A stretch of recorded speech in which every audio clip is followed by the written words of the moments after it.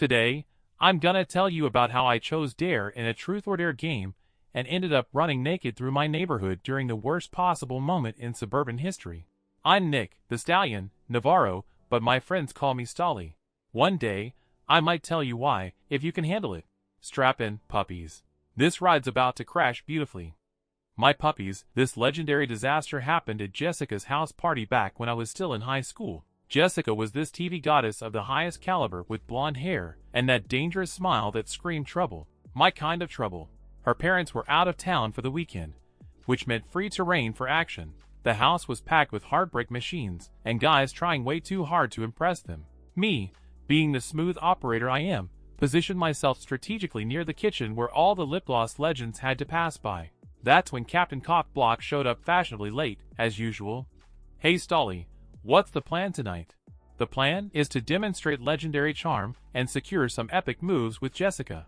Good luck with that. She's been flirting with that football guy all night. Damn it, my puppies, damn it. There was Jessica, giving her attention to some muscle-bound troublemaker who probably couldn't spell his own name. But Uncle Stolly never gives up, and must stay hard on his journey. Very hard, and slightly to the left. Around midnight, when the liquid courage was flowing freely, someone suggested Truth or Dare. My puppies, nothing says legendary proportions like a good old-fashioned dare game with a bunch of teenagers and questionable decision-making skills. We formed a circle in Jessica's living room. There I was, chest out, in the best model style, ready to show these amateurs how a real stallion handles pressure. The game started tame enough. Some girl asked another girl who she liked. Typical friendship territory nonsense. Then it was my turn. Truth or Dare, Nick. Without hesitation, like any legend would do. Dare. I had to maintain my stallion reputation. Truth was for cowards and Captain Cockblock types. Dare was where legends were born. I dare you to call your mom and tell her you're dropping out of school to become a professional wrestler. Easy work for Uncle Stolly here. I grabbed my phone and delivered an Oscar-worthy performance about my newfound passion for body-slamming people. Mom was not amused, but the TV goddesses in the circle were impressed by my fearless commitment. The dares kept escalating. Someone had to eat a spoonful of hot sauce. Another person had to post an embarrassing photo on MySpace. But I kept choosing Dare, building my reputation as the fearless stallion who never backed down. Then it was Jessica's turn to give me a dare. She looked at me with those dangerous eyes, probably planning something that would test the limits of my legendary courage. Nick, since you're so brave with these dares, here it comes, my puppies. The moment that would change everything. I dare you to run around the entire block, completely naked. Pause for you to imagine Uncle Stolly's face when he realized what he'd gotten himself into. By the way, if you're enjoying this story, hit that like button. It really helps me keep these coming. The entire circle went silent. Even Captain Cock Block looked impressed by the sheer audacity of the challenge. There I was, facing the ultimate test of stallion bravery, with Jessica's beautiful eyes watching my every reaction. Of course, Uncle Stolly always does things right, so backing down wasn't an option. Not in front of Jessica, not in front of all these witnesses to my legendary status. Deal? But when I complete this dare, you owe me a dance. Jessica smiled that troublemaker smile. Deal? My puppies, I should have sensed something was wrong when Jessica agreed so quickly. TV goddesses of her caliber don't make deals unless they're holding all the cards. But there I was, already committed to Operation Naked Sprint, with little Stolly about to become very public information. I went to Jessica's front door, took a deep breath, and started the most embarrassing strip show in suburban history. Off came the shirt, revealing my stallion physique. Down went the pants, showcasing the legendary proportions. Finally, the underwear hit the floor, leaving little Stolly exposed to the night air and slightly to the left. The entire party gathered at the windows to witness my epic nude marathon. Some were cheering, others were laughing, and Jessica was recording everything on her phone for posterity. There I was, fearless, with my dignity in freefall, and little Stolly leading the charge into the great unknown. I burst through the front door and started my legendary naked sprint around the block. The cool night air was hitting places that rarely experienced outdoor adventures. Little Stolly was not enjoying the public exposure, retreating to half-mast in protest. I'm running down the sidewalk, arms pumping, trying to maintain whatever dignity a naked teenager can have while jogging through suburbia at midnight. Everything was going according to plan until I rounded the corner to Jessica's street. That's when I discovered the most horrifying sight in Uncle Stolly's entire history. My puppies, the entire neighborhood was having their monthly parent-teacher association meeting in the Johnsons' backyard. We're talking about 50 adults, including teachers from my school, sitting in lawn chairs discussing school budgets and bake sale logistics.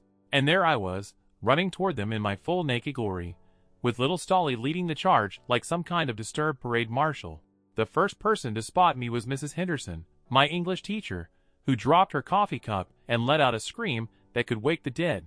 Then Mr. Peterson from down the street started shouting, "Call the police! There's a naked maniac running through the neighborhood." My puppies, I couldn't believe it. Of all the nights to have a community meeting, they chose the exact moment of my legendary dare completion. This wasn't just another glorious disaster. This was a neighborhood scandal of epic proportions. But wait, it gets worse. As I tried to change course and avoid the PTA crowd, I accidentally stumbled into Mrs. Garcia's prized rose garden. My puppies, this woman spent more time with her flowers than most people spend with their families. And there I was, naked as the day I was born, trampling through her forbidden garden like some kind of deranged nature documentary. The thorns were not friendly to little Stolly's sensitive areas. I'm talking about scratches in places that should never experience outdoor landscaping adventures. But I couldn't stop. The entire PTA was now in full pursuit mode. "Run, Forrest, run!" That was Captain Cockblock's voice from Jessica's window, probably enjoying every second of my public humiliation. I tried to jump over Mrs. Garcia's fence to escape the rose garden disaster, but my athletic abilities were apparently not designed for naked fence vaulting. I got stuck halfway over, with little Stolly dangling dangerously close to the pointed fence posts. That's when the sprinkler system activated. My puppies, Mrs. Garcia had one of those automatic sprinkler systems that turn on at exactly 12:30 a.m. every night. And there I was, naked, stuck on a fence, getting soaked by ice-cold water while 50 adults watched in horror from 20 feet away. The water pressure was intense enough to knock me off balance, sending me tumbling into the Henderson's garbage cans with a crash that probably woke up 3 neighboring blocks. Now I'm covered in garbage, soaking wet, bleeding from rose thorn scratches, and still completely naked with an angry mob of parents and teachers approaching fast. Mrs. Henderson was leading the charge with her cell phone, probably calling every police officer in the county. Behind her, Mr. Peterson had grabbed a pool net for some reason, like he was planning to capture me for scientific study. That's when divine inspiration struck. There was a drainage ditch that ran behind all the houses on Jessica Street. If I could make it there, I might be able to crawl my way back to safety without being seen by the entire PTA committee. I made a desperate sprint toward the ditch, leaving a trail of garbage and rose petals behind me. Little Stolly was bouncing around like he was training for the Olympics, clearly not enjoying this unexpected outdoor adventure. The drainage ditch looked dry from above, but when I jumped down, my foot immediately splashed into about 6 inches of the most disgusting smelling water I'd ever encountered. It reeked like old fish and mysterious suburban runoff. I'm trying to tiptoe through this mess, balancing on the edges and concrete ridges to avoid stepping fully into whatever toxic soup was flowing down there. My puppies, imagine trying to stay balanced on narrow concrete ledges while completely naked and being hunted by angry parents. Every few steps, I'd slip and one foot would splash into the nasty water, sending up a smell that could knock out a garbage truck driver. "Check the storm drains. He might be hiding in there." That was Mr. Peterson's voice, getting dangerously close to my location. I pressed myself against the concrete wall, trying not to breathe through my nose while praying that little Stolly wouldn't give away my position. The cold night air and the stress of the situation were not doing any favors for my legendary proportions. Little Stolly had completely retreated, probably traumatized by this whole ordeal. After what felt like hours, but was probably only 10 minutes, the voices started moving away. The search party was expanding their hunt to other parts of the neighborhood, giving me a chance to make my escape.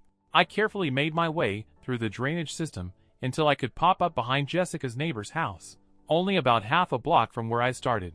My puppies, even that short distance left me smelling like I'd been marinated in suburban mystery water. One foot was completely soaked and reeking, while the rest of me was covered in garbage and rose scratches. But I still had to get back to Jessica's house to retrieve my clothes and dignity. Well, at least my clothes. I snuck through backyards, staying low and avoiding streetlights. Every dog in the neighborhood seemed to sense my presence, barking like they detected an alien invasion. Porch lights were turning on everywhere as homeowners investigated the disturbance. When I finally made it back to Jessica's house, the party had completely changed. Word had spread about my naked adventure, and everyone was either laughing hysterically or peeking out windows to see if the police had arrived yet. I snuck in through the back door, still dripping with drainage water, and covered in mysterious substances. The entire party went silent when they saw me. Jessica was standing there with that same troublemaker smile, holding my clothes like she was presenting evidence in court. So, about that dance? That's when I realized I'd been completely set up. Jessica knew about the PTA meeting. This whole disaster had been planned for maximum entertainment value.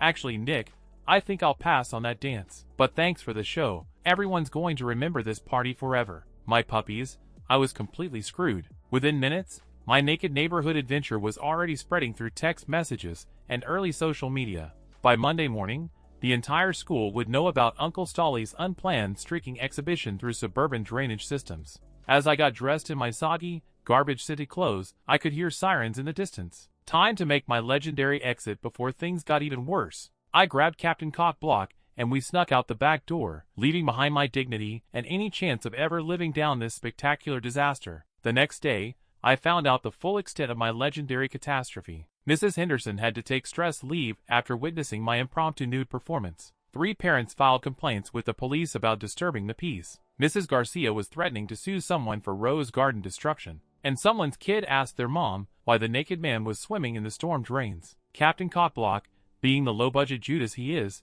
couldn't stop laughing about my predicament. Stolly, that was the greatest dare completion in history. Too bad it was also the most public failure ever recorded. My luck was that the police never caught me, mainly because nobody could identify the naked, garbage-covered creature crawling through drainage ditches in the dark. But my reputation at school was permanently altered. I became known as the guy who would do absolutely anything on a dare, no matter how ridiculous or potentially illegal. Jessica never spoke to me again, probably because she'd already gotten all the entertainment she needed from Operation Naked Sprint. The TV goddess had played me like a fiddle, and I'd fallen for it completely. The Rose Garden incident became neighborhood legend. Mrs. Garcia installed motion sensor lights and security cameras after my visit. The PTA moved their meetings indoors permanently. That's the story, my puppies. Another glorious disaster in the legendary chronicles of Uncle Stolly. Sometimes you think you're being brave and legendary, but you're actually just being manipulated by a troublemaker with a master plan and perfect timing. I learned that night that some dares aren't about courage. They're about entertainment for everyone except the person stupid enough to accept them. And sometimes, the Forbidden Garden comes with way too much public exposure, rose thorns in sensitive places, and potential criminal charges for disturbing suburban peace. Stallion never backs down. Unless it involves nudity, neighborhood watch programs, traumatized English teachers, and drainage system adventures. This isn't even the craziest thing that happened to me. So stick around, subscribe, hit the like, and I'll tell you the rest. And hey, got a story you want me to read as Stolly himself? Drop it in the comments. Until the next embarrassment. Nick the Stallion, Navarro.